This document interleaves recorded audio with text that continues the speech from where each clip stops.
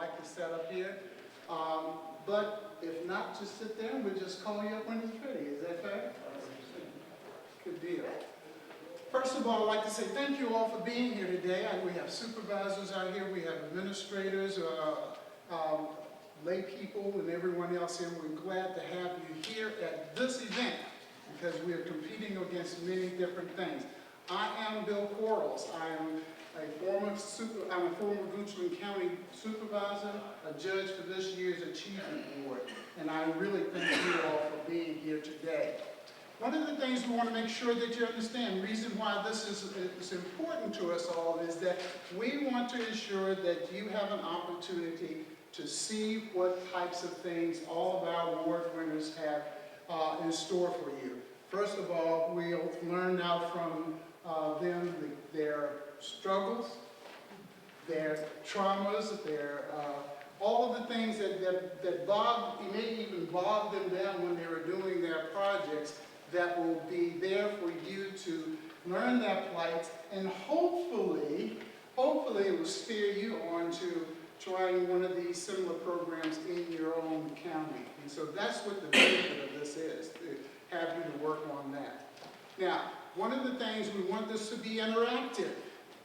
We don't want just the present presenter talking to you. Ask questions as it go along. And once we do that, because it's going to be interactive for you. We have a great opportunity here this afternoon, because the first person up is Miss Christine Campbell. Now, Christine is an assistant library director in Henrico County Public Library. We're glad to have you here. Henrico County has won 3 awards this year for 2014, so we really want to say thank you, and hey, great for you all on that. Let's see what else here. Also, Christine will be telling us about her program. It's ESL Communications Cafe. Now, with that all being said, Christine, give her a warm welcome, please.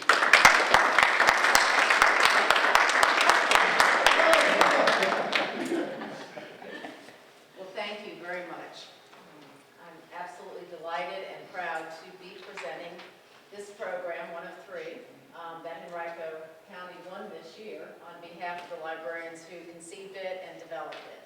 It's been quite successful, and it is, as Bill said, it's the ESL Conversation Cafes. And the need that gave rise to it was in Henrico and the entire Richmond area, we're very rich with classes that are offered to new immigrants to learn English, ESL classes. We have that through our schools, adult ed, many nonprofits do it, churches, so there's not a dearth of that at all. But what we were finding is that those classes are so robust that these new immigrants were having a hard time actually having time to practice it. And I was, in particular, pretty sensitive to the women who were going to the classes, and then typically they were stay-at-home moms, so they really had no opportunity to practice their new English. Very similar, I'm sure, to your counties and your localities, our demographics has changed significantly over the past few years. We had seen a real change since 2005 in our demographics. Even back in 2009, right before we launched this in 2010, we had a survey that showed over 10% of our population was new non-English speaking residents. So we knew we had a need for that. We also saw children in all venues coming into schools being registered. Of course, that's where we typically see these first new citizens coming in and their parents registering them, but the children really had to speak for them somewhat. And certainly in our public libraries, as they would come and try to get a library card or use our services, you get a whole family that would approach the reference desk, and the parent would speak to the child, and the child would ask us the question. So we could definitely see the need. Our languages have stayed pretty steady in the past 10-year period. Overwhelmingly, they're South Asian languages from India and Nepali, Urdu, and then followed by Spanish, and then lastly by Arabic. Not that there aren't many, many more, but those are the languages that are increasingly growing for our Richmond area. And as I said, we just saw this gap. There was a need for these people to be able to practice intentionally use that word safe because many of these immigrants have come from countries where it's not so safe, and certainly any agency that's connected with government, they're a suspect of, even the library, which of course might surprise us, but they're not quite sure about us either. So while we see ourselves as a great equalizer in our counties and our society, we had to work to do that. So that was the need, and then our librarians went to work, as we do, as research librarians, to do a lot of work on figuring out the best way to address this. And again, as we said, we wanted to allow our ESL citizens to practice in a low-pressure, very comfortable environment. We identified 2 of our 10 libraries as the ones that we see the most diversified populations in Dumbarton and Tuckahoe libraries. And we decided to start it there, and we set a schedule. We actually started out with 2 times a month, but we've had to reduce that to once a month because of staffing levels, to be perfectly honest. And it's not that there's not a need for twice a month or even every day, to be honest with you, but this is what we are able to do. After that, we identified staff that would be interested in coordinating and facilitating this program, and we had just the best librarians in the world whose heart really is in this, perhaps because they themselves are immigrant librarians, and they really wanted to reach out to this for this program. Another critical aspect of this, which I'm sure you could duplicate in your county as well, is the critical use of volunteers. Our Human Resources Department uses volunteers extensively along with internships, and we desperately needed volunteers to help us with this, because what we found was for every 5 participants, you really need a helper. So that's just what we have found. So hopefully you would have a group of volunteers who would like to do that too. I know it's tops on my list. When I retire in a few years, I'd like to continue with this program.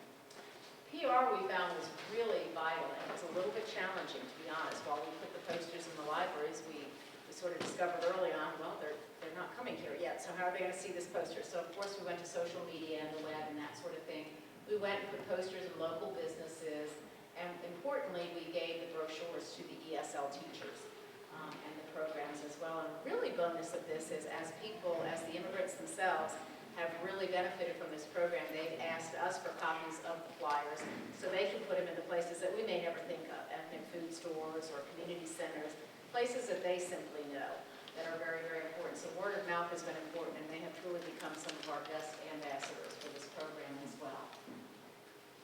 So we started this in 2010, and the outcomes that we have found, obviously, the programs have greatly improved the new citizens' English skills, making them much more confident in all aspects of their lives, translated into seeking jobs and securing those. We have strengthened partnerships with other local ESL programs and schools and other county agencies. It took a lot of coordination, really, between the schools, our HR department, the volunteers, to get this worked out. It is an opportunity to educate new citizens to the wonders of their free public library. And as I was saying, not all of them are familiar with library services in whatever country they came from. They're not always very, very trusting. I was telling people early on before the session started that just last week I was on a reference desk and a young man from Guatemala came in very broken Spanish. Fortunately, I have a little Spanish too, so we were kind of able to draw pictures and do charades. But he wanted to know how much it would cost to use one of the computers on our floor. And I said, oh, no money, no money. So he was just amazed. His eyes got really big as saucers. And I said, all you need is a library card. And his shoulders slumped, and he said, how much is a library card? I said, no, it's nothing, it's nothing. It's free, you just have to have proof of residency. So he ran out to his truck and got his license and came back in. You would have thought he hit the lottery because he went out of the library and goes, hi, Bob. So that was good, and I stuffed a bunch of free flyers in his hand too. It said, go tell everyone. So we started this in 2010 in Henrico, and by 2013 we had a combination of 167 volunteers and ESL participants. We have found that there isn't as much repeat business as one might expect. As popular as it seems to be and all the great feedback we have, I'm sure they have 1,000 things going on in their lives too. It's not to say our numbers go down, it's just we seem to see new faces quite often. And again, we kind of feel in our hearts that if we could offer it more often, we might see some more repeat business, and we're looking for ways to do that. We are developing a training model for our volunteers, so maybe they could really take it over without having to have library staff there at all times. So, and since 2010, we have had participants from over 40 countries. We do ask them to share that with us, and some of the coolest outcomes of that have been new friendships formed. It's just delightful to see that there are so many heartwarming anecdotes, including finding jobs and sharing experiences. And here's just a few that I wrote down here. An immigrant from China, whose native language is Mandarin, said, "Here I feel it's okay to make a mistake." She's a doctor at GCU Medical Center. Again, you know this from your own populations. Many of these people are highly educated. There is nothing at all wrong except the stumbling block with their English skills. Lawrence, a nurse from India, was scheduled for, this was a really cool outcome, was scheduled for an interview for a job. And that whole night turned into, we decided we were going to be his mock interview panel. And we asked him questions, and really the co-participants really organized it and asked him questions, and by darn, he got the job. So that was fabulous. He came back and shared that with us. Another story, 3 Peruvian sisters helped a young woman from Burundi get a catering job at a local hotel in downtown Richmond. And several of our participants have received their citizenship over the course of the program, and that's a way in which I'd like to see even more improvement. I'd like to be able to offer the actual citizenship classes in the library and have them do that, kind of to close the loop. We've had a number of participants who have joined our book discussion groups, especially when the book is about their ethnicity and all that, and you can't imagine the value that's added to our book discussions when they come in and talk about that. So again, maybe most importantly, as I was saying, very, very minimal cost. Obviously, staff time, we do have to identify some staff that can be taken off the reference desk or the circulation desk to facilitate these. But this lady with the blonde hair here is a former school librarian. She's retired, so she's facilitating a group all by herself. And then, of course, we just have minimal refreshments, for everybody's enjoyment. But there again, the beauty of this, too, is that many of the participants now bring their refreshments in. They want to bring, dishes that are native to their country, and they share, and then we learn language. I'm learning language from them as well. So it's really wonderful synergy. And again, just in summary, the value would be that the program shows what can be accomplished with cooperation and collaboration amongst county agencies to solve a shared challenge. The program is promoting the public library as a partner in the network of educational and social services supporting Henrico County's newest residents and citizens. And it's easily replicated in your county. I'm sure your librarians would love this too. And of course, we'd be more than happy to be contacted. In your packets, if you haven't gotten one, we'll make sure you have one. There's an article, it was very timely, just written in the beginning of November from NACO discussing our program. There's an article from the Richmond Times-Dispatch about the program as well. And then there's a flyer, the important flyer that we stick in to make sure that we're getting it out in the community as much as possible. And I have my business card in there too, so I would welcome any calls from anyone, your library staff or whoever you think would be the best people to do that. So that's it in a nutshell in 15 minutes. Are there any questions? If not, I'll just show you that's an article that's in your packet. That's the Richmond Times-Dispatch, and there's our brochure. And just a collage of happy smiling faces.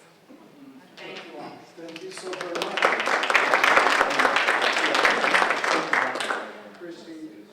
Christine, thank you so much for presenting to us, and congratulations to Henrico for winning 3 awards for this year. It's wonderful, if you have questions during these presentations, please don't hesitate to ask these questions, because one, it's interactive, right? It's for you to get as much as you can from a benchmarking standpoint as you can to take back. Wonderful presentation. Good to be replicated in other localities, so I'm sure you'll be getting a lot of phone calls for that. The next individual that comes up probably doesn't need any great introduction, because he's probably noted all over the country here. The individual that I'm referring to is Rue Harris. He is the county administrator from Hanover County. Now, Hanover County is a very active group as far as in Virginia Association of Counties, and as far as the Achievement Awards, which I believe you have won 7 over the years. So that's a great number for everyone else to come on board and get those interests in. One of the things that we will be talking about this morning is their program that they did dealing with, and Rue, I'm getting my name. Tell me, what's the name of yours again? It's on environmental solid waste improvement. Absolutely, but let me tell you why it's so difficult to get it. It's the name of the topic was, it was solid waste, stormwater, pollution prevention. So it's always, when you get those words and they say that fast, okay? So thank you for that. Well, ladies and gentlemen, without further ado, please welcome Drew Harris. I might need you at my funeral with those kinds of words here, but thank you so much. You know, we're going to shift just a little bit from libraries to trash. So I didn't see a lot of questions last time, so maybe I can prompt the audience to participate going forward here. So Hanover County, just a little bit of background here. We're right in Central Virginia. Hopefully most of you know, right on the 95 corridor there. Our goal is to maintain 70% of Hanover County as a rural county, and 30% will be a suburbanized county. So we see a lot of different influences because of the farmland that we want, the crops and so forth, but we also have subdivisions and all of the growth that comes with that kind of living as well. So solid waste convenience centers. Okay, so here's my participation. How many of you have been to a convenience center or a trash dump off? Come on now, show me. Is there anybody that hasn't taken their trash to the trash dump off? You know, probably not. Because we're 471 square miles large, we have 6 of these centers. And in order to try to allow folks, obviously, some convenience in trying to dispose of their trash. Many of us who grew up in rural atmospheres, that's how we disposed of our trash on a weekly or bi-weekly or whatever basis. Now, you know, certainly in the suburban area, we have trash pickup, and you can even get it in the rural area for the most part. But I would tell you the vast majority of our citizens still enjoy going to, and they'll call it the dump. Some of our employees get a little offended when we call it the dump, but I think the state even has coined the phrase convenience center. So that's how we're dispersed. So what are we really talking about? There's this scenario called municipal separate storm sewer systems. And what you see is we've got some phase 1 localities, and many of those, again, are represented here at VACo with Arlington, Fairfax, Prince William, Chesterfield, Henrico, and so forth. And then we have some phase 2 localities, and the difference is size. You can tell from that list that 11 phase 1 and there's 46 phase 2. And these rules and regulations are out there from DEQ to help us, again, control the environmental waste that comes from these facilities. DEQ permits facilities that are within the MS4 localities, and that's very significant. Just recently, we've just added Fauquier and Augusta. So again, as you think about who's going to fit under this umbrella, if you're not under it today, you may be under it in the not too distant future. So I mentioned that you know, there are permits. EPA comes in and does audits, and that's where it really gets interesting. And I'll show you a slide just in a minute. But there's measure number 6, and it's the pollution prevention control, the Good Housekeeping Award. They want us to make sure that we're doing good housekeeping at our solid waste centers with the municipal trash and the runoff. And that's what you're going to see in just a minute is the program that we actually devised. We told you there were audits. Here's some of the seriousness of the audits. These are jurisdictions that have undergone audits and the penalties. And you may not be able to see all of that from at the back, but it ranges. The smallest penalty on there is $12,000. The largest penalty listed there, $164,000. EPA has fined these jurisdictions because they did not think they were doing enough in this area. So what's the problem? Here's a compactor. So when you go to that convenience center, you put your trash in a device that looks like this. What does it do? In order to transport it, it mashes the trash so that you're transporting as much trash as possible and as little air as possible. Because riding up and down the road with these containers full of air is very, very inefficient. So by mashing all of the trash together, what happens? You get water, you get, you know, product that was put in there, and you see it running out onto the concrete there. That's not a good thing. Let me just tell you. So most all of us have probably experienced that at our facilities with the compactors. So what did we do? We searched high and low, and we found a vendor that actually has gasket doors on their roll-off containers, so that we can try to capture that liquid and capture it inside of the container there.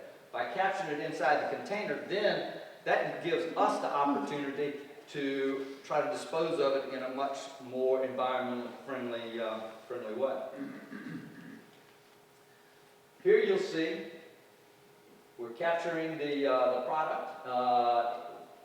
Some of it comes down through the line and in that bag, and other aspects of it come out into that yellow container underneath it. And that allows us now to control. You see the site, it's pretty clean. Again, this is a trash facility, but if you look at the back of that site, it looks much better than many of the other pictures that I was showing you. You don't see that stream of liquid that contains everything from truly rainwater to other products that people will put in there. They will take paint cans and hide them and stick it in there. You guys, I'm sure, are familiar with all of that. Or any number of other liquids that when contaminated with the other trash in there, create these problems. May I ask a question? Please. To model the behavior that we'd like to hear from everyone else. As far as the liquids on the ground, if an inspector comes by and they see that, are you fined at that point in time, or that they just issue you a sort of a warning or what have you? You're not fined at that time. Again, this is such a new process here. I think you will find, again, that first picture I showed you where there are liquids running out from many of these compactors. I would tell you that's much more the standard right now today than what you saw in the picture that I just showed you here. And so again, this is I think an opportunity for all of us to get ahead of that curve. Where you get the fines are when they come in and do the audits. So we all probably have had inspectors come to our site, our solid waste sites, and if it gets too bad, they will take some immediate action for sure if you've got too much product running out of the containers. But it's not unusual, and we certainly had this for years and years. This is a new development in Hanover County, and I'm not aware of too many others that obviously have it out there. Otherwise, we probably wouldn't be winning the Achievement Award. Well, you guys would have won the Achievement Award. So again, we were very fortunate. We've got some very handy folks that work for us, and they continued again to modify these containers. Here you see a picture of them welding and so forth to make sure that product that comes out of there is captured and is disposed of properly. We also, in trying to limit the water that goes in, we have constructed roofs over top of these containers. And so you can see here at the compactor site the roof that is built, and you still can pull those containers in and out. So that is designed so that it's flexible for those facilities to come and go. What do we do when we get the product? We make sure it goes into a storm runoff pond so that it's dealt with appropriately there, whether it comes out of the bag or whether it comes from one of the other places on site there. But you also see that we've created yard waste facilities, we've created vegetative buffers and biofilters here to help deal with all of those scenarios that are coming out of our landfill. We also went ahead and again created roofs over top of many of our other facilities where we do have the paint and disposal opportunities for our citizens. We also have disposal opportunities for any number of petroleum products and so forth. So you don't put them in that compactor and it doesn't run out on the ground and so forth.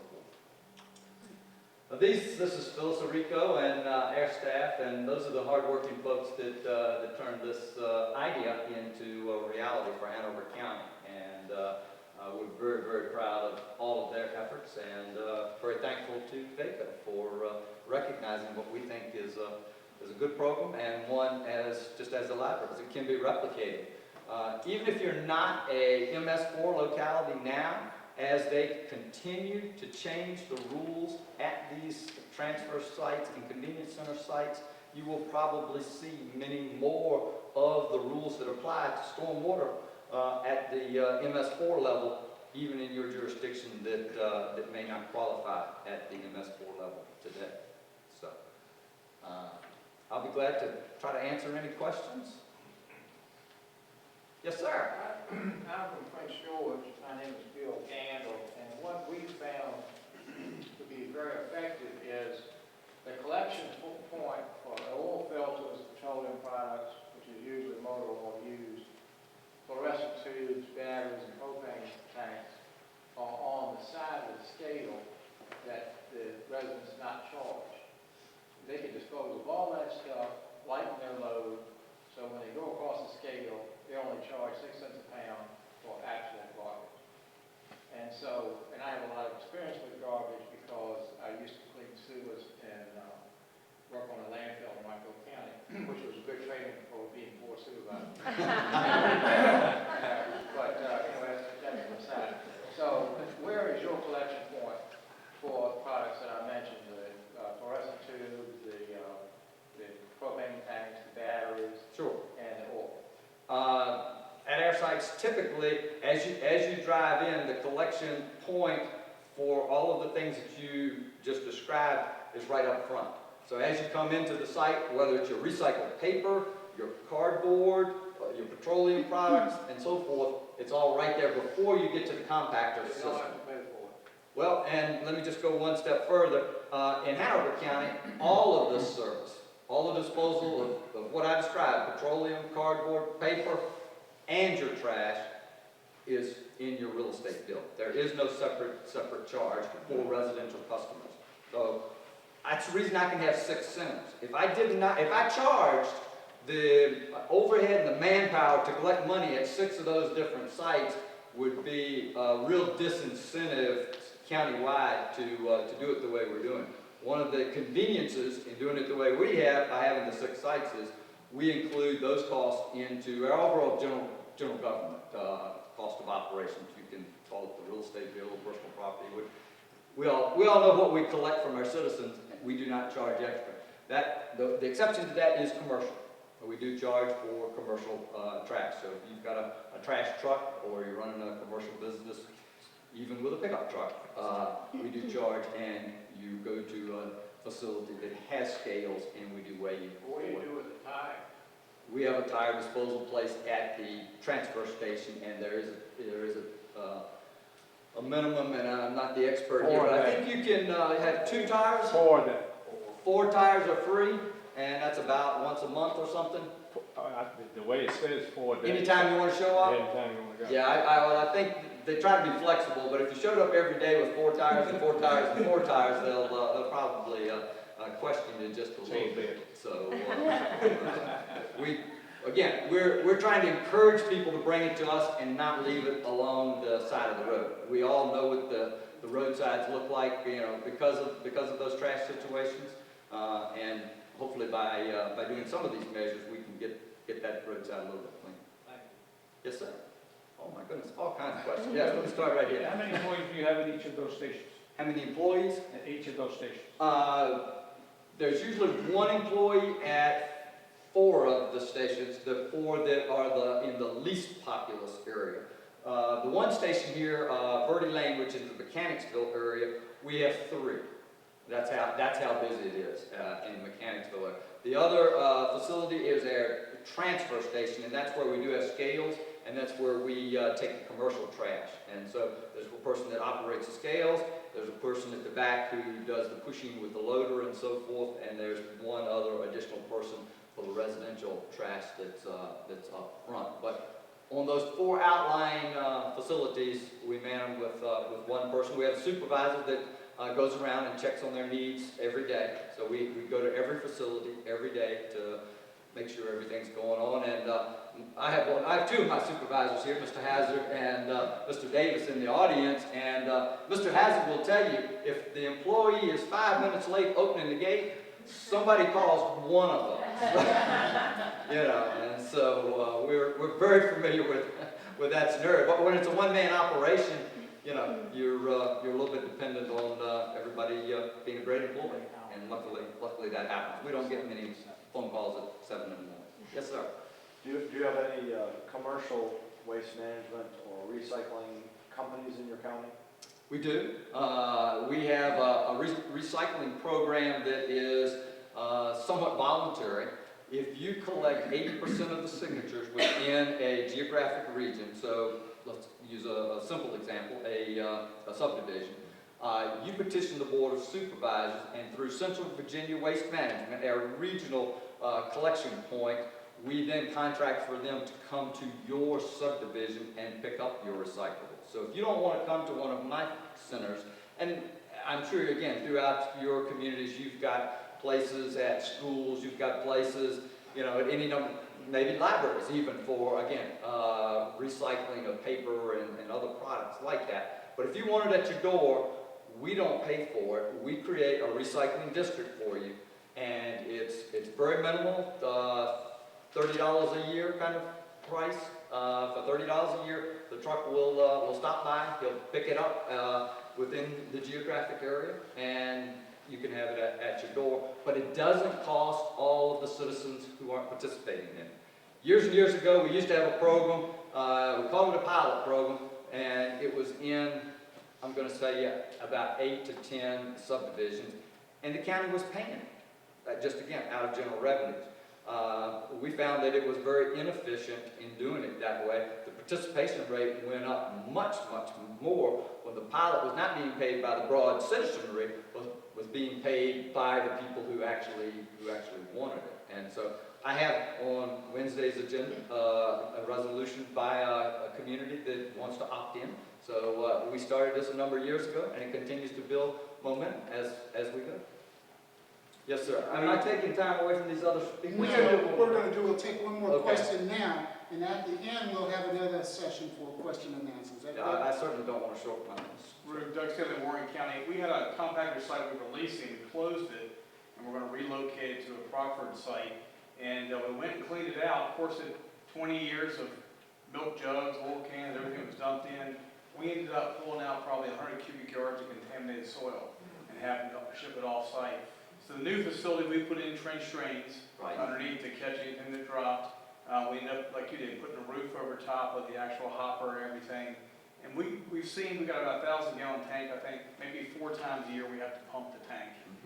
Good part is during the summer, evaporation takes care of a lot of it. It's pretty, thickens up. But I tell you what, you have to pay attention to that issue. Again, we had to send that to a hazardous waste site. And we've got that biofilter I just showed you, and so we'll probably have to change out the soil in the biofilter, but it is a contained area with a dam and everything around it.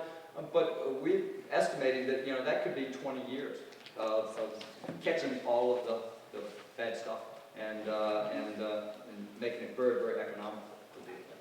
So I am excited. You guys are excited about that. Let's thank Ruth Harris, please. And one of the things we must say here, this is the second of his environmental program. So Ruth Hanover does a great job of protecting our environment. So thank you, your Board of Supervisors, and your county for having that commitment. All right, our next individual up is Pete Huber, and I hope I said that correct. He is a county administrator from Pulaski County. He won they won their first award this time for emergency management deputy coordinator programs. So that's a great one to say as a mouthful again. And also it's one of these that can be very easily replicated in your county. So please, let's listen to Pete Huber. I hate to break the news to you, but you've gone from good stuff to bad stuff to worse stuff. That's what's coming next, and then we're going to be saved at the end, I hope. This is the worst stuff is when you have wrecks. Bad stuff happens, so this is about emergency management. And what I'd like to do is to change it up a little bit here and ask you to use your imaginations. You remember when you were kids and what it was like to imagine things. Imagine that you're an emergency management coordinator. Now, Mr. Workman over here, my friend in Bland County, used to do that for Bland County. And that's what did such a good job of that, they made him county administrator. But if you put yourself in the mindset of what an emergency management coordinator is and what they do. Now, Pulaski County is, here's what your job is as emergency management coordinator. All right, you've got to take care of fire departments, and as we know, that kind of each individual fiefdoms there sometimes. And you've got to coordinate all those. You've got to take care of, we have this regional emergency medical services, that's our paid our paid rescue squad. Then you got the sheriff's office, that's independent. Department of Emergency Management, State Agency, Health Department, Forestry, and then your neighboring localities. All that's got to be coordinated, and you got to respond to all of these things. Now, Pulaski County is about 327 square miles, 35,000 folks, pretty much clustered along Interstate 81. We're kind of the playground of the New River Valley as far as Claytor Lake and a variety of different things. And the most important thing here is we have the interstate coming through. Now, just from an organizational chart, button on place, and I'll do that. In any case, you can see the emergency management coordinator right here is a key part of our overall organizational structure in the county. And you can see the things that are responsible for.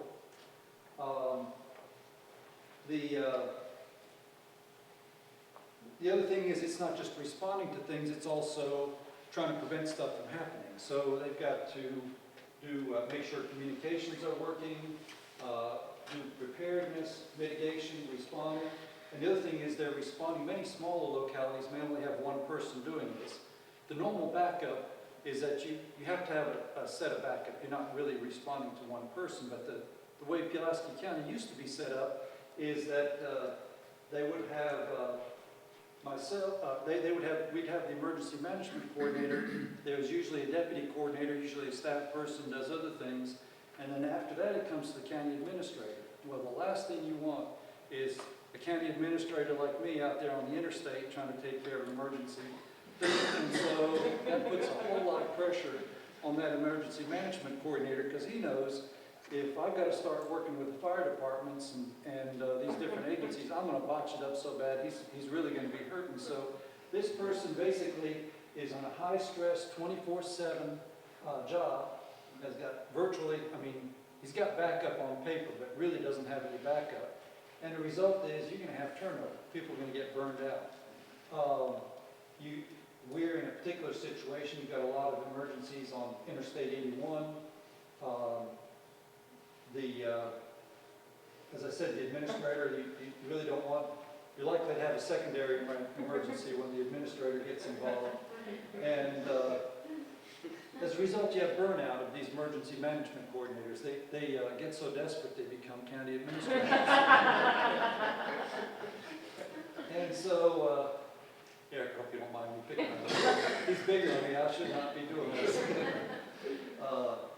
And so we had a situation in Pulaski County that VDEM was looking for people, and they hired one away, and I didn't think too bad about that. But next thing you knew, they hired the second one away.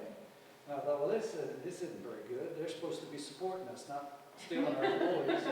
And then on top of that, we really had no succession planning because this is a fairly specialized skill. You don't just find somebody that's, like people used to tell me, go play on the interstate, that are good at playing on the interstate without some real skills. So what we did there, we put this program in place. Since we put it in place, most of the time our coordinator was gone. He'd be at training or helping other localities, or, things be quiet, someone be needing some help. And so these are the different things that have taken place during the past 5 years. This program's been in place about 5 years, and it's cost us about $5,000 a year. And what we did, skip this slide. Okay, so this is this is our emergency towers, and you can kind of sense a little bit of what the county's like there from that picture. So what we're going to do here is take a little journey of the mind and picture yourself as an emergency management coordinator, and these are things you're responding to. Now, I've saved you from the gore. When someone's killed in a situation, you add that level of stress to what they're dealing with, and it's a whole different ballgame. And I've spared you any pictures here of anyone that got killed, but there are plenty of those out there too. And the heartache that's involved is pretty significant. Now, this is stealing a little bit from Montgomery County. This was a wildfire. There's flooding. And keep in mind, this is pretty much what's happened in the past 5 years. And I'll just flip through these. If you picture, you're the emergency management coordinator, and you're responding to each of these items. This is the front steps of our sheriff's office and our dispatch center, by the way. You're looking out the front steps. So the dispatchers had to wade in and out to get to their job. We're since moving that facility. So this is the fun that you get to play.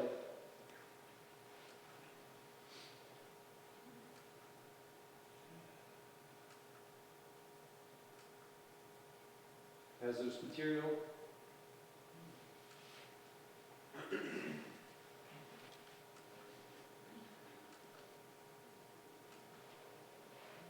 This is when the interstate gets blocked up. They try to go to Bland County by way of the back roads, and this is what you end up with. Interestingly enough, this was a hazardous materials environmental retrieval firm. Decided to take there were 2 trucks. They were following each other. One was a mail truck. At first, they went on up the mountain and punched a hole in their oil pan and got stuck. And then this one followed behind, and we had to drive all the way around to get from one to the other. Since you can see the whole road's blocked. Now the slides with the orange would give you the emergency. The ones without the orange are the solution. So here it's starting to be solved.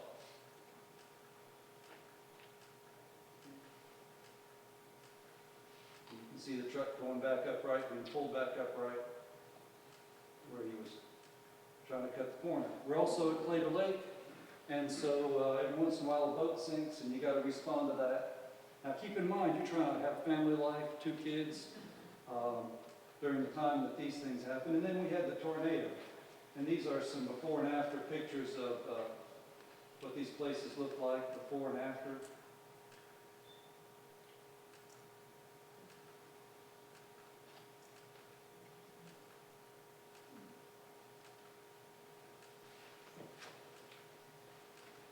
So this is the setting for trying to figure out how to do something different. And I'll flip back, for instance, that's the same house. You can see the little house, the brick house on the left that was not hurt. Depressed by that one. Same situation.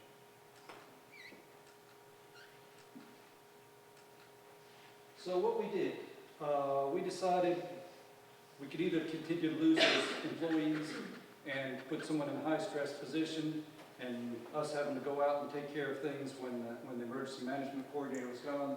What we did was hire 3 part-time coordinators. We paid for and organized their NIMS and hazmat training, set up a coverage schedule, set up sharing of vehicles, contacts, facility equipment, everything they need.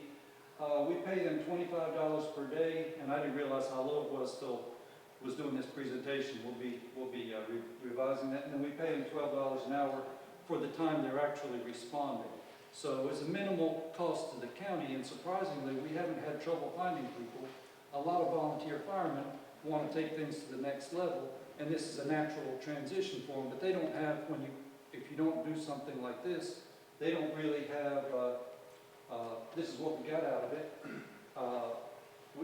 They really don't have the skills to do the hazmat stuff, and so you're really starting out from scratch. What this did was allow us to maintain 24-hour coverage. It built in succession planning because these folks would be kind of understudies to the coordinator, and then when time came for, if we had a vacancy, at this point, we'd have at least 3 people that would have the qualifications to step into the position. Also, it gave multiple perspectives on planning because it's not just one person's perspective, it's multiple people's perspective. And it allowed the emergency management coordinator to focus on long-term planning and other issues as opposed to being pulled every time there was a major accident. So this is what we got out of it. The side benefit is we've had some real progress in the past 5 years. We now have 18 emergency shelters, towable generators ready for deployment in different parts. Emergency communications infrastructure has been improved. Emergency operations center has been established and equipped. When the tornado came, we had no emergency operations center. We just hung out in a conference room at the sheriff's office, and that's since been done. We're establishing rescue and demolition equipment was purchased, citizen notification system put in place, joint dispatch being established with the town. We have a new sheriff's office, and designation as a storm-ready community. Now, all those things didn't happen just because we hired deputy coordinators and spent $5,000, but it did help the locality, the coordinator focus on long-term things as opposed to the hot button of the day. And that would be it. I'll be glad to answer questions. Yes, sir. Let me ask you this. How much authority does the coordinator have? And I ask you that because if you have a cadre of predominantly volunteer firefighters, and they each have their separate chiefs, they tend not to want to be responsible, let's say, to the board of supervisors. But recently, we passed the coordinated fire and EMS plan, which puts a director of fire and EMS service, along with the county administrator, in charge of things that would normally be looked into by internal affairs. Our county owns all the ambulances, and we own all the fire trucks. We have we have about 2 crews, firefighter paramedics, that serve during the business hours during the week. But all of our firefighters are volunteers. And it was a real problem in some tight situations because in your position as a county administrator, you had, let's say, a building inspector that really wasn't doing what he was supposed to do. You could take action, but up until recently, in the last few months, the board of supervisors, the buck didn't stop with us because they wanted to tend to their own first. So my question for you is, how much authority does your coordinator have to take personnel action against a loose cannon and fire service? We really haven't looked at it from a top-down version. That would be kind of a top-down approach to saying, okay, who's really in charge? It's been more of a bottom-up approach. We follow the National Incident Management System, NIMS, where whoever gets there on the scene first, they own that scene. And then as others come, they can delegate stuff out. And we've gone through a fair amount of training. We need to do it again at this point because we've had some turnover and need to train the new folks. But in the NIMS training such that usually, and the other thing that helps, I think, is that emergency management coordinator doesn't respond to every fire. So usually, or every situation, they usually only respond to those that are particularly serious. And at that stage, the fire chief, who owns the scene when they first come on, they're ready for some help when it comes on. So it's a little bit of a balancing act there, but it's been more of a try to figure out how to help the fire departments to the point where they welcome it when you come on the scene. Now, every once in a while, there'll be an issue, I don't want to offend anybody, but with the state police on the interstate. I mean, they control that, but many don't have, if they've come here from another part of the state where there's not a very strong emergency management system, they may not understand that some guy that pulls up with a may not understand that the fire chief that comes in there that's been working out in the field and may have a bib overalls on and rolls out there to try to help out, and I'm making it maybe exaggerating a little bit, but that guy really does know what he's doing, and you know, let him do his job and divide things out. So that's the only place, I guess, where we've had some concerns, and usually we've sat down after the fact and said, you know, look, this guy here's his training, here's his capabilities, and so that's helped a little bit. Well, who owns the apparatus? Does Pulaski County own it, or each individual fire company own it? We own it all. It's all owned by the county. Good questions. Pete, thank you so very much. And congratulations to Pulaski for winning their first Achievement Award, and we hope to see many, many more of that. We'll certainly have opportunity for you to have some more questions. Did you want to stand up for a moment just to let some of the, been sitting for a little while, just to freshen up a little bit, and that way we can start with our next person here. That way you'll still feel comfortable and you'll be willing to hear Mr. Kris Tierney. All right.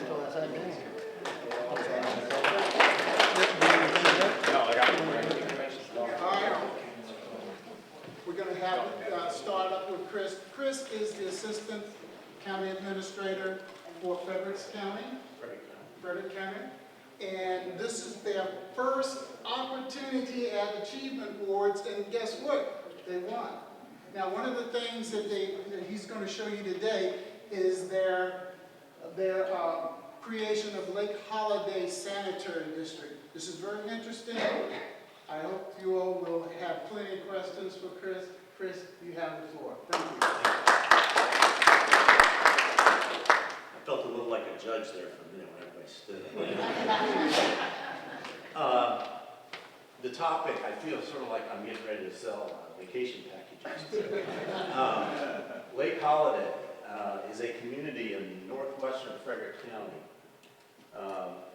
It's about 2,000 acres, so it's a large residential community that was originally established back in the 60s and late 70s as a second home community.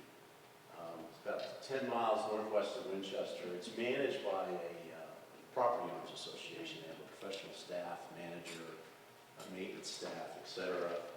To give you a sense of scale, they have an annual operating budget that's about $1.2 million. That just gives you an idea of where it is geographically in the county. We are tucked up right up under the panhandle of West Virginia, for those of you that may not be familiar with Frederick County. Of the 2,000 acres within Lake Holiday, there's about 2,700 platted building lots that currently have about 800 homes, so it's a large development. They've got about 15 miles of private roads, and sort of the centerpiece of the community, on the initial slide you saw the lake. It's a 240-acre man-made lake that's created by an earthen dam. The dam itself is fairly large. It's about 1,000 feet from one end to the other. It's about 100 feet tall, and the crest of the dam is about 45 feet wide. It has a road going across it along with utilities, etc. Interestingly, the dam was finished in 1971, and then Hurricane Agnes came through and filled the lake in a weekend. So the timing was good. There you have an aerial of the development, so it gives you some idea of the density and the overall scale of the development itself. And if you look to your right, there's a little blue star there. That end of the lake is the dam, and where that blue dot is the actual spillway, which had to be replaced. And I'll get into that in some detail. The Virginia Impoundment Structure Regulations, dam safety. This was a regulation that was passed in 2008, and and at the time it was to become effective in 2010. The nutshell of this, any existing impoundment within the state in one form or another came under these regulations, the Lake Holiday Dam being no exception. Despite the fact that the dam was engineered and built up to standards at the time of its construction, these new regulations affected it as well as others throughout the state. At the time, the estimated cost to comply with these regulations was around $10 million. So for a residential community of that size, that was just, it might as well have been $100 million.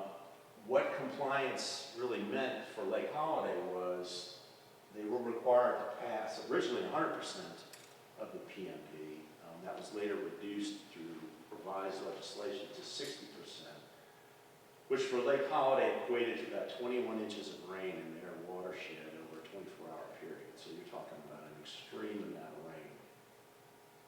In order to comply, they would have to redo the spillway, completely tear out the existing spillway, which meant sewer, water, utility lines, phone lines that were embedded in the dam, take out 6 8-foot concrete encased culverts and a large apron on the downstream side. In order to accomplish that work, the actual lake level itself would have to be lowered 10 feet during and maintained at that level throughout the period of the reconstruction. In addition, I mentioned there's a road across the top of the dam, so they had to go out and find right-of-way to build a temporary road to get access to over 100 homes located on the south side of the lake, via which the road across the dam was their only means in and out of the development. This just gives you a shot. This was the spillway at the time of the regulation. That's a downstream side, and interestingly, this is the apron that I spoke of that had to be torn out, and you can see this is all erosion. It's interestingly, that's shale ground that over the course of 30 to 40 years got eaten down that far.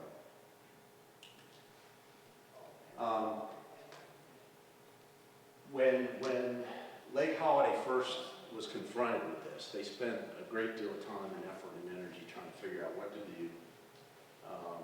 They created a dam committee, which was used in colorful terms over the years. There's a lot of those. Yeah, we all been associated with one or two of those. I've been on several of them. They imposed a special assessment on the property owners, hired an engineering firm to begin design of a spillway that would comply with the regulations. That design ended up costing nearly $700,000 just to get it engineered. They lobbied unsuccessfully to have some relief or funding from the state for from the regulations. And they began to pound the pavement looking for a way to finance the actual project. In 2008, after coming up empty-handed with any conventional means of financing, the management at Lake Holiday approached Frederick County leadership, our board of supervisors in particular, to begin to discuss an effort to try and help them out.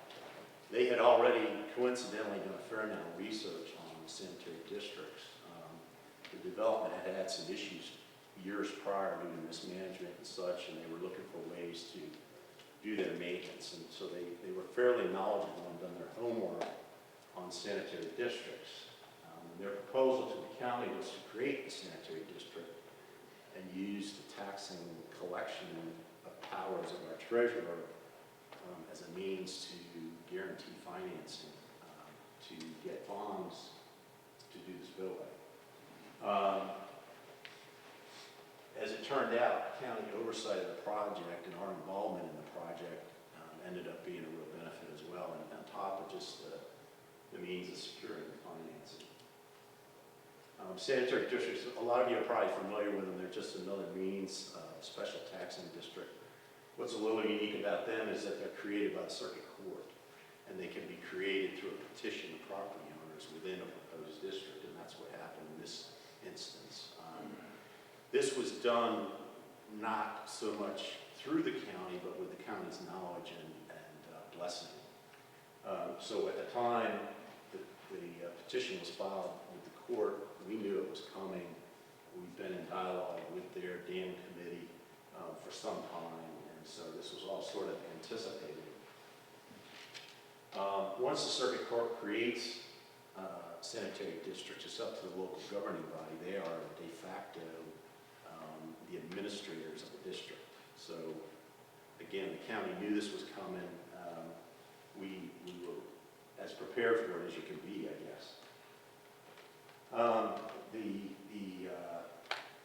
district got created in 2009. Shortly thereafter, we entered a formal agreement with the management of Lake Holiday Country Club, which sort of set out what the purpose of that district was and what we as a county were going to do on our end so that there was no misunderstanding or no misconceptions about what the purpose of that district was for. 3 county members, 3 members appointed by the Lake Holiday Board of Directors.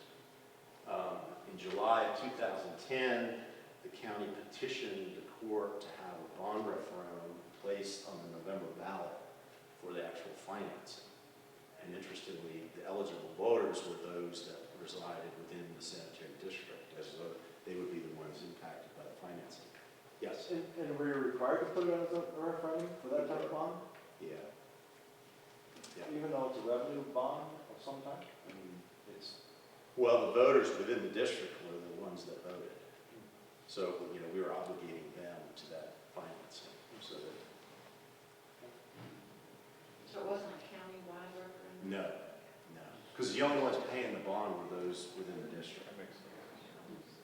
Now, prior to that referendum coming up, we placed flyers and tax bills that went to all the residents trying to explain what this financing was about. Lake Holiday Management did a very good job of having town hall meetings to try and educate people, and remarkably, the bond referendum passed by 92%. And the folks got it. This was really their last resort. If they couldn't have got financing, that lake was going to have to be lowered to a manageable level and just maintained at that level, which basically would have devastated the community, because that was really the essence of the community. So, spillway financing, we went through the Virginia Resources Authority, and as someone who had never handled bond financing before, I can tell you that VRA put in a plug for them. Their staff was excellent to work with. I can't say enough good about them. The actual financing went in May of 11. It's a 20-year, $9.25 million financing. The repayment is through a fee assessed on the property owners, collected and billed through our treasurer. His time and efforts are paid for through a fee that's tacked onto that bill with the financing.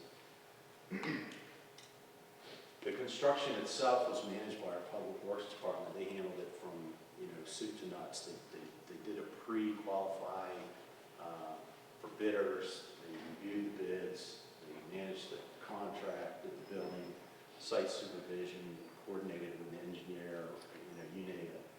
The actual construction was about 2 years in the making, beginning with demolition in 2011. On the left, I mentioned they had to bring that lake level down 10 feet. Those siphons ran 24 hours a day for over a month. The lake was drawn down about 6 inches a day. You can see the demo beginning there on the, that's the downstream side of the former spillway. The equipment on the left is up on top of that apron, punching holes in it to tear it up. And on the slide on the right, you can see the equipment from down below. That's that eroded area I showed you early on. On the left, this is just a shot from up top. That's the same piece of equipment, but this is the downstream channel, which had to be widened and reinforced with large gravel riprap. On the right was the excavation they did. That's sort of the hole that was the site of the new spillway. You're kind of standing on one end of what used to be the road, looking to the other side of the lake here. This is just a shot. I'd never seen so much rebar in my life. I couldn't believe it. I mean, this thing, there'll be cockroaches in this spillway left, and we're all gone. That thing's not going anywhere. I learned a little bit about dams. This was a labyrinth weir, which essentially is sort of an accordion-shaped structure. And if you think about it, the spillway would have had to have been some 600 and some feet long. And if you think about the nature of water, they sort of compress that. The water flows over all angles of this triangle. And I'll show you a better slide here in a minute. But basically, they put what was a much longer spillway and compressed it into a much smaller geographic area. That section of the wall there is 10 feet tall, 2 feet thick, and each one of these little triangular shaped structures 60 feet long. This is the decking for the road. This was a coffer dam that they built to hold back the water while the actual spillway was under construction. There's your ribbon cutting. The project, as I said, took 2 years. Looking back, I think what were critical to this project for Frederick County was, number one, as elected officials, our board was very reluctant to take on any kind of debt of this nature for a private community. And so there is no moral obligation of the county on these bonds. Lake Holiday was big enough and had a large enough overall assessment that the numbers worked for the finance folks. As I mentioned, the efforts of our treasurer are paid for through a fee on the bills that go out.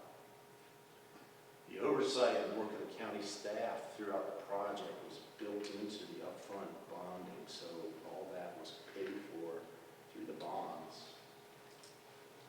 I mentioned the fee, and then I guess finally, again, cooperation. The cooperation part is kind of like real estate. We just had a very good group. I mean, all the stars kind of aligned, and what could have been a real debacle ended up being a very successful project. And there's the spillway today. Be happy to try and answer any questions.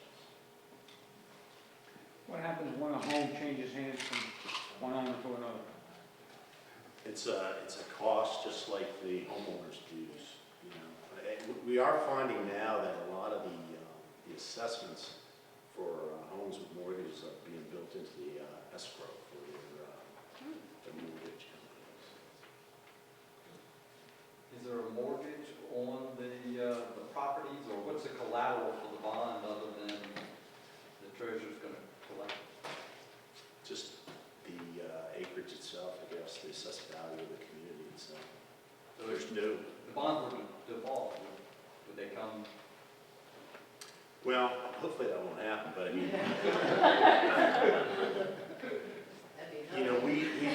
the fee structure is based on, and there was all kinds of deliberations and calculations that went into anticipating delinquencies and this and that. I mentioned there's 2,700 lots, there's only 800 homes, so most of those lots are empty. A good number of them don't even have utilities to them yet. So the delinquency on those lots is probably 50%. So that was factored in. They've got a debt service reserve, and there's a lot of sort of suspender and belt kind of catches to try and insure the bonds. We would adjust if delinquency started increasing. The fees on those that were paying would have to go up. But in the end, there's no hard collateral. Each lot has an assessment on it. Yes, sir. Ladies and gentlemen, Kris Tierney. Thank you so much. VACo Achievement Award. Do we have? We have a quick 2-minute video from Prince William, and then we'll have a few minutes for questions, but very few minutes. Okay. Yes, sir. How do we get copies of the presentation? There are some online right now on our website, and the PowerPoints are all on our website, but I'd also encourage you guys to get in touch with them yourselves and have dialogue. But all the PowerPoints are on our website, VACo.org. Tracy Gordon is the individual. She is the assistant to the executive of Prince William. So it's a 2-minute video. Please take a look at this, and maybe you can use some of this in your localities also. VETS is an acronym that stands for Veterans Enhanced Transportation Service, and it is a volunteer transportation program. It allows veterans and their spouses to get needed transportation to doctor appointments, going to the pharmacy, necessary transportation. Prince William Area Agency on Aging, we were very honored to receive the NACO award because it not only lets the people in Prince William County and our community know a little bit more about our agency and how we serve veterans in our community, but it also talks about what we consider one of the most critical needs in our community, which is transportation to access needed services and supports for older adults and for veterans in our community. I don't have to worry about getting a ride to the doctors. I just call them, give them a couple of days' notice, and they'll all get here. They're here a half an hour before my appointment, and they take me right to the doctor's office, and they wait while I go to the doctor's office, and they bring me home. It's really good. The people are very nice. Call our agency, we can tell them about the VETS transportation program and then refer them directly to RSVP to apply. I haven't been in the military. I thought it'd be a good way to kind of get back to vets, especially who don't have rides or are kind of incapacitated. It also allows people in our community that are interested in becoming a volunteer driver to give back to their community, and it's a way to be able to say to veterans, thank you for your service, and this is our way of giving back. Awesome. Very good. Just Tracy Gordon isn't here. But she's here. Tracy, tell them just come up and see if anyone have any questions for her. We have about 2 or 3 minutes left. And if you have any questions for any of our other guests, please, we'll see them after the end of the program. All right, sir. So how do you address the liability issues for the volunteers? That is an excellent question, and we were talking about it with our county attorney at breakfast this morning, and we don't remember. So I'm sure so they're either covered under the county's insurance, and we're self-insured, or because they are, we're not actually housing the volunteers. This is through a community group that exists. Okay. They're either under us or they're not under us, but one way or the other, we have it taken care of. Any other questions? It's sort of a feel-good thing, though, right? Yeah. Well, thank you, Tracy. And there's flyers in the back if you want to. I'm glad you were here. And one of the things we can say about Prince Williams County is that they are very prolific. They have been with us since 2003 and have won 11 awards up until this day. So congratulations to Tracy. Thank each and every one of you. If you have any questions for any of our other presenters, please see them in the back afterwards. But thank you, Christine. Thank you, Pete. Thank you, Bruce. Thank Tracy. And did I miss anyone? Yes. Thank you very much. Thank you.